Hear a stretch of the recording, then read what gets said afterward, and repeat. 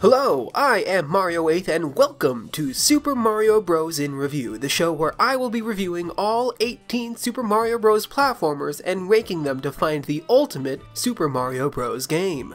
You can find all the previous and future videos in the playlist linked in the description, but first, this week we will be visiting Super Mario Galaxy! Mario's continued adventures in 3D now brings him to outer space! The game was released on the Wii across the month of November in 2007 and everybody loved it. Many claimed it to be the best Mario game since Mario 64. Others claimed it to be one of the best games of all time. And riding off the immediate and huge success of the Nintendo Wii, Mario Galaxy both reviewed incredibly well and sold like gangbusters. Upon thinking back, Mario Galaxy was probably the first game I ever pre-ordered. Having managed to get a Wii a few months earlier, read my dad bought us one when the local Hollywood Video finally had them in stock, I could not have been more excited to get my hands on Mario's new adventure. I vividly remember getting the GameStop call from Charles Martinet and was so excited when my mom arrived at my show choir performance with the game in tow. Maybe that's a bit too personal. Either way, I was excited, and I fell in love with the game pretty much immediately. I played the heck out of it back then, and I've continued to play it somewhat regularly ever since. The last time I played the Wii version was a few years back, with my two most recent playthroughs having been on the Switch port. Which is to say, at this point, I know Mario Galaxy fairly well. As for development, the game was inspired by the GameCube's tech demo Mario 128. The eventual game director Yoshiaki Koizumi was inspired by the spherical platforming and wanted to base a game entirely off of it. Despite initial skepticism, when the prototype was finished, the dev team realized they had a truly innovative gameplay mechanic. The initial design truly created Mario Galaxy. Spheres led to planets, it led to spinning for Mario's main attack, it led to a truly stellar soundtrack. The soundtrack was a collaboration between Mahito Yokota and Koji Kondo. Initially, Yokota wrote 28 tracks with a Latin American influence, but Kondo rejected it. Eventually, Miyamoto helped decide on the bombastic and orchestral score because it felt more space-like. Kondo wound up only writing 4 songs with Yokota writing the rest, and with a 50-person orchestra bringing them to life, the first time in the series, it really cemented Mario Galaxy as one of the best Mario soundtracks for sure. The game itself starts out with a short storybook describing the Star Festival, a celebration every 100 years where a comet, raining tasty starbits, nears the Mushroom Kingdom. Peach has invited Mario to her castle for the celebration, but upon arrival, Bowser makes his own uninvited entrance. He scoops up the Peach and her castle, makes claims about a new galaxy, and has a Magikoopa underling strand Mario falling through space. That is, until Mario wakes up to find some Lumas who eventually lead him to Princess Rosalina, the ageless mother of the Lumas who travels the universe in a giant space station known as the Comet Observatory.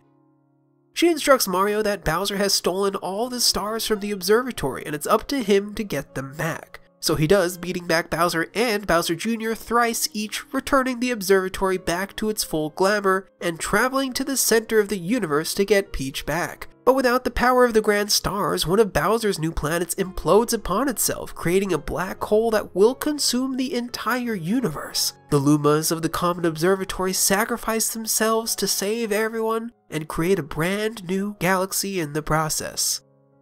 Okay, this one actually has a story. Yeah, in the end of the day, it boils down to Mario rescuing Princess Peach, but they did some really fun stuff with the lore, and personally, I love it. No matter how many times I see the ending, I still find myself getting a bit emotional. Of course, for most of the game, the story really doesn't make much of an impact.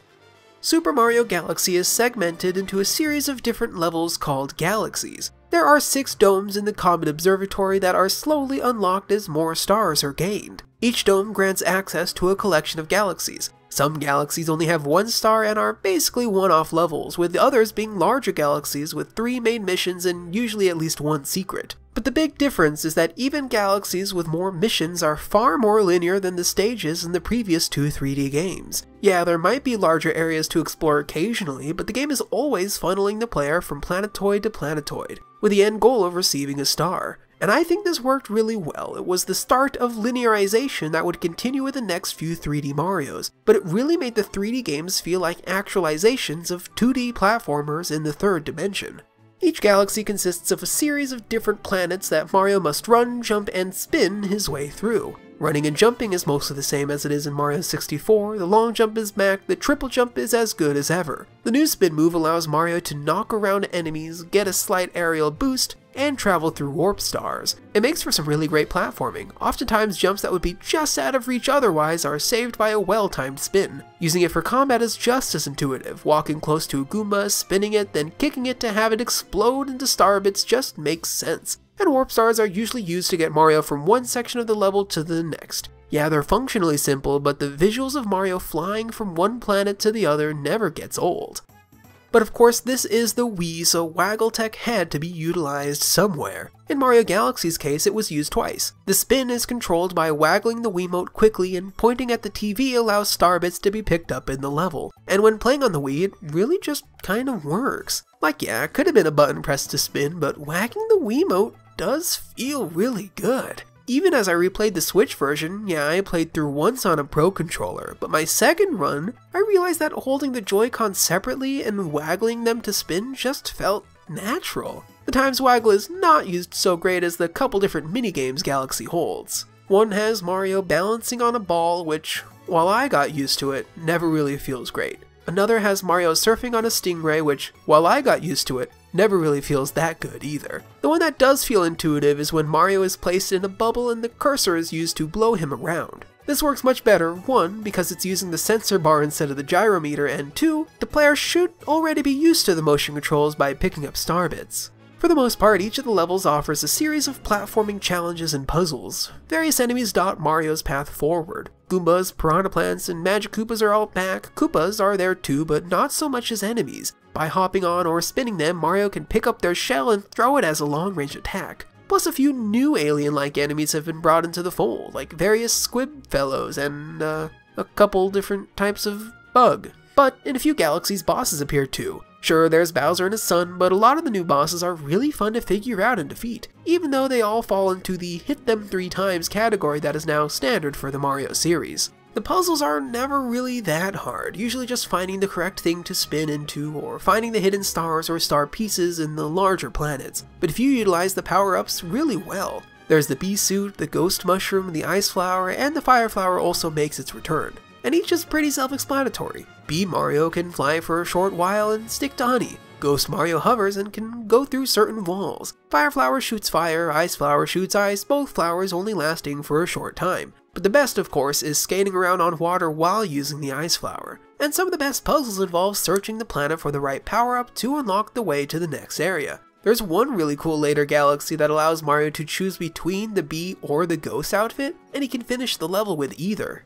Aside from the hidden stars, most of the larger galaxies also have Prankster Comets that can appear. These comets usually take a portion of the level and makes it harder. These come in 5 categories. The first 4 are Daredevil runs, where Mario has to beat the level without taking damage, Cosmic Mario, where Mario has to race his cosmic counterpart to the star, Speedy Comets, which give Mario a time limit to beat the level, and Fast Foe, where all the enemies in the level move much faster. Each usually twists up the levels in really fun ways, sometimes creating almost entirely new levels from pre-existing planets. The 5th kind is only unlocked after beating the final boss for the first time, and every bigger galaxy is given one. Mario is tasked with traversing the level and collecting 100 purple coins. Sometimes it's a race to get them, and there are usually over 100 in these levels, so the goal is to get a lot quickly. Or there are exactly 100, and it's more of a collectathon to find them all hidden in various places. The purple coin ones, while oftentimes riveting, can also really suck. Especially the collectathon ones. If there are only 1 or 2 left to find, it's really frustrating.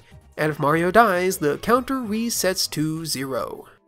Speaking of conflicted feelings, there are things I like and don't like about the Comet Observatory. I love how it's designed, it has such a cool look to it. While exploring, it never felt as fun as Peach's Castle in 64 or Delfino Plaza from Sunshine. The vibes and the lore I got from the library do make it really cool. It does suck getting around in it though. Sometimes I just wanted to get to the next hub of levels, but the game needed me to climb for an hour to get there. And the most aggravating thing for me, a completionist, is the completion criteria for Super Mario Galaxy. Playing every level, finding all the secrets, and beating Bowser with 120 stars is so fun. doing it again with Luigi to unlock the final 121st star sucks. Luigi also sucks. He runs faster and jumps higher, but is so slippery it makes for tighter platforming infuriating. The only good parts are the Cosmic races, where racing Cosmic Luigi is much harder than the Cosmic Mario counterparts, and it sucks that to actually complete the game and unlock the final level, which is a really neat return to the start of the game, literally doubles the playtime. It's my biggest complaint to the game, which does say something about the overall quality. Super Mario Galaxy is great, just an absolutely superb game.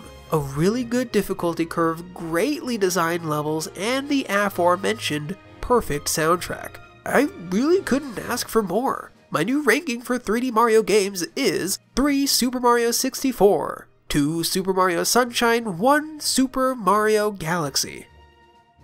Galaxy is the well-deserved number 1, but here's the thing. I remember really liking Galaxy 2. When I first played it, I thought it to be better than Galaxy 1, so I'm really excited to finally wrap back around to playing it, and to playing it with a Wiimote, not a Joy-Con. But first, we're once again returning to classic 2D platformers, also with a Wiimote, with New Super Mario Bros. Wii. But in the meantime, thank you so much for watching. If you liked this video, maybe leave a rating or a sub to be notified of more. While you're down there, you can check the description for all of my socials, where I'm at Mario8 everywhere. I'm on Twitter, Tumblr, and you can see what games I'm playing on ggApp.io. Also in the description is the playlist that every Mario in Review video will eventually be in. And if you'd like, let me know what your personal Mario ranking is in the comment section. Anyway, thanks for watching, and I'll see you next time.